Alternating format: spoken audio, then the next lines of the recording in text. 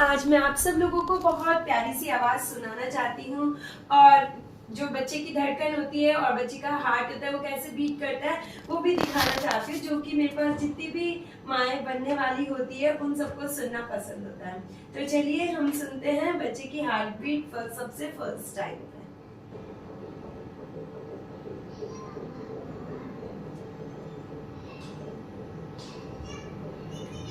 कैसा लगा बेटा? अच्छा लगा। ठीक है, थैंक